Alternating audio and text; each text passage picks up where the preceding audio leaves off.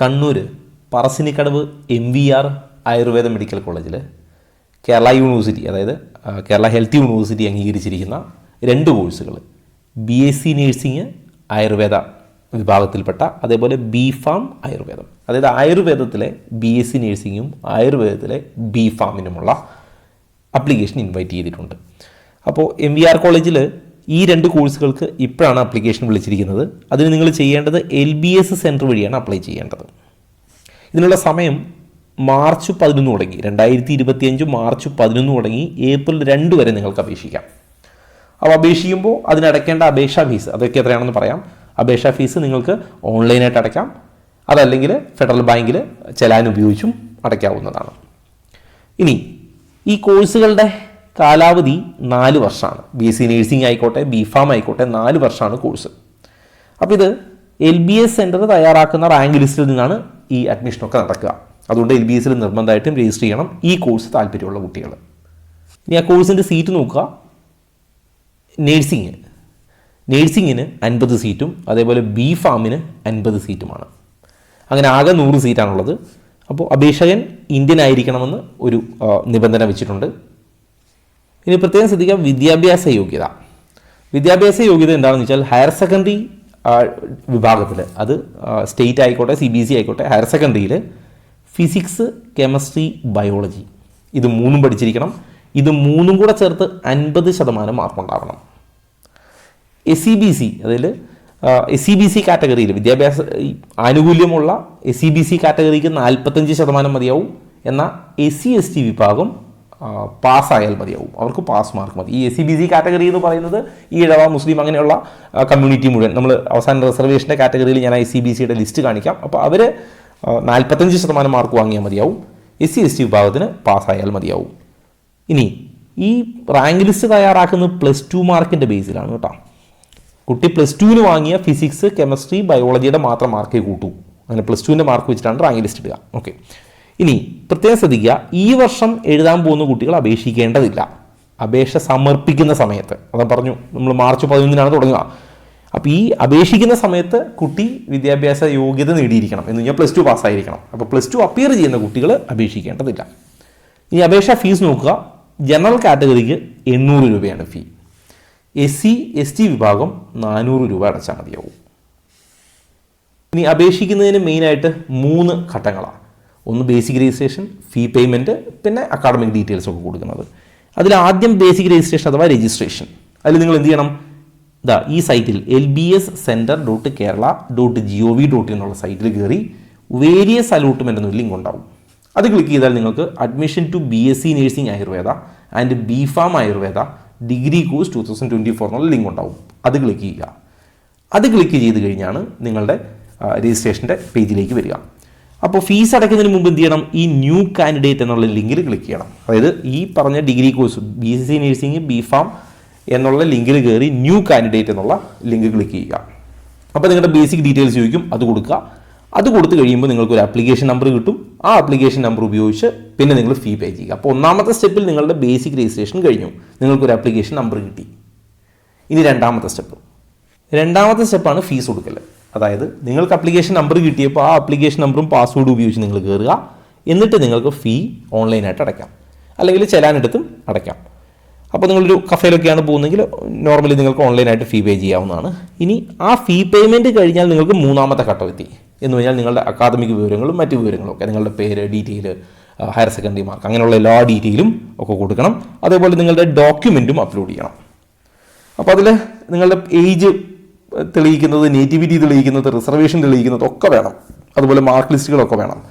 ഈ age തെളിയിക്കാനൊക്കെ 10th certificate മതിയാവും, അല്ലെങ്കിൽ ബർത്ത് സർട്ടിഫിക്കറ്റ്. നേറ്റിവിറ്റി തെളിയിക്കാൻ നിങ്ങൾക്ക് SSLC ബുക്ക് ഉപയോഗിക്കാം, അല്ലെങ്കിൽ നിങ്ങളുടെ ബർത്ത് സർട്ടിഫിക്കറ്റ് ഉപയോഗിക്കാം, പാസ്പോർട്ട് ഉപയോഗിക്കാം.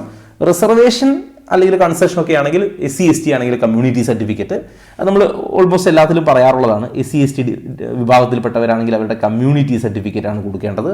അതേസമയം EWS കാറ്റഗറി ആണെങ്കിൽ EWS സർട്ടിഫിക്കറ്റ് എടുക്കാം. അപ്പോൾ ഇതിൽ ഈ കമ്മ്യൂണിറ്റി സർട്ടിഫിക്കറ്റ് നിങ്ങൾ വില്ലേജ് താലൂക്കിൽ നിന്ന് വാങ്ങിയാലും കുഴപ്പമില്ല. EWS സർട്ടിഫിക്കറ്റ് നിങ്ങൾ വില്ലേജിൽ നിന്ന് തന്നെ വാങ്ങണം.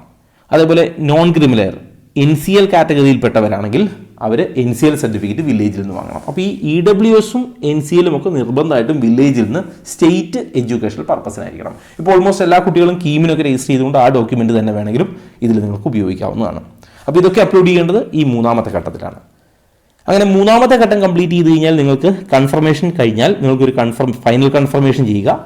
ഫൈനൽ കൺഫർമേഷൻ ചെയ്യുമ്പോൾ നിങ്ങൾക്കൊരു കൺഫർമേഷൻ പേജ് കിട്ടും. അത് പ്രിൻ്റ് ഔട്ട് എടുക്കുക. അതിൻ്റെ ഒരു കോപ്പി നിങ്ങളുടെ കയ്യിൽ സൂക്ഷിച്ചു വയ്ക്കുക.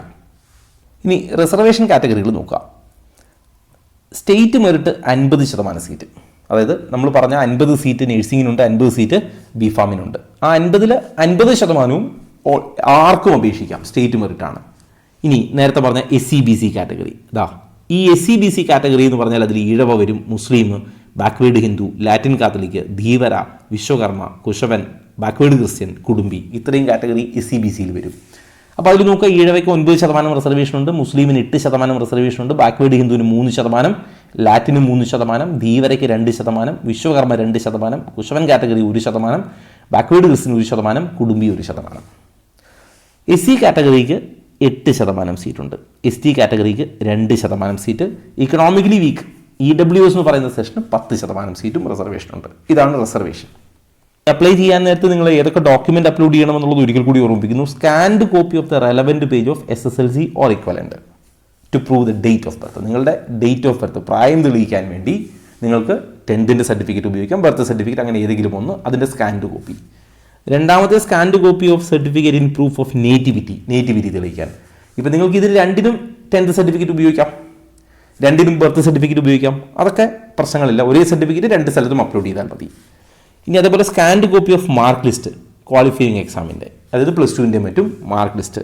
Scanned copy of income certificate, വിദ്യാഭ്യാസ ആനുകൂല്യം ആവശ്യമുള്ളവർ ഇൻകം സർട്ടിഫിക്കറ്റ് വില്ലേജിൽ നിന്ന് വാങ്ങി അപ്ലോഡ് ചെയ്യുക. Scanned copy of community certificate obtained from tahsildar, SC/ST community തഹസിൽദാറോട് വാങ്ങുന്ന കമ്മ്യൂണിറ്റി സർട്ടിഫിക്കറ്റ് അപ്ലോഡ് ചെയ്യണം.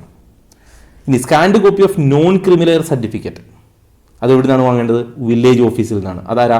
SC/BC OEC കാറ്റഗറിയൊക്കെ വാങ്ങേണ്ടത് ഈ വില്ലേജ് ഓഫീസിൽ നിന്നാണ് വാങ്ങേണ്ടത്, താലൂക്കിൽ നിന്നല്ല. NCL സർട്ടിഫിക്കറ്റ് വാങ്ങുക. ഇനി ഇന്റർകാസ്റ്റ് മാരേജ് സർട്ടിഫിക്കറ്റ്, അത് അപ്ലിക്കബിൾ ആയിരിക്കുന്നവർ മാത്രം തഹസിൽദാരോട്, അതായത് പേരന്റിൽ ഒരാൾ SCO STO ആണെങ്കിൽ ഇന്റർകാസ്റ്റ് മാരേജ് സർട്ടിഫിക്കറ്റ് തഹസിൽദാരോട് വാങ്ങിയും അപ്ലോഡ് ചെയ്യുക. ഇനി ആ ഫീസ് ഷെഡ്യൂൾ നോക്കാം. BSc നേഴ്സിങ്ങിന്, ആയുർവേദ BSc നേഴ്സിങ്ങിന് ട്യൂഷൻ ഫീ 53,000 രൂപയാണ് ഓരോ വർഷവും. സ്പെഷ്യൽ ഫീ ആദ്യ വർഷം 25,000 രൂപയാണ്. അപ്പോൾ ആദ്യ വർഷം നിങ്ങൾ നോക്കുക, ഏകദേശം 78,000 രൂപ നിങ്ങൾ അടയ്ക്കേണ്ടി വരും ഫസ്റ്റ് ഇയർ. എന്നാൽ സെക്കൻഡ് ഇയർ ഓൺവേർഡ്സ് നിങ്ങൾ എന്ത് ചെയ്യണം? 53,000 ട്യൂഷൻ ഫീയും 20,000 അഡീഷണൽ സ്പെഷ്യൽ ഫീയും. അപ്പോൾ എത്രയായി? 73,000. ഫസ്റ്റ് ഇയറിൽ നിങ്ങൾ 78,000 രൂപ അടയ്ക്കുമ്പോൾ സെക്കൻഡ് ഇയറിൽ തേർഡ് ഇയറിലുമൊക്കെ 73,000 വീതമാണ് ഓരോ വർഷവും. ഇനി ആയുർവേദത്തിന് ആയുർവേദ ബിഫാമിനാണെങ്കിൽ ട്യൂഷൻ ഫീ 63,600, സ്പെഷ്യൽ ഫീ 30,000 ആണ്. അപ്പോൾ ഫസ്റ്റ് ഇയർ നിങ്ങൾ എത്ര അടയ്ക്കണം? ഇത് രണ്ടും കൂടെ ചേർത്ത് 93,600 രൂപ അടയ്ക്കണം. നേരെ തിരിച്ച് രണ്ടാമത്തെ വർഷം തൊട്ട് എത്രയാണ്? ഈ 30,000 പകരം 25,000 മതി, ഇതിൽ നിന്ന് 5,000 രൂപ കുറച്ച്. അപ്പോൾ ഈ 63,600ഉം 25,000, അതായത് ഏകദേശം 88,600 രൂപയുള്ള നിങ്ങൾ അടുത്ത വർഷം തൊട്ട് അടയ്ക്കേണ്ടി വരും. ഇതാണ് ഇതിൻ്റെ ഫീസ് ഷെഡ്യൂൾ.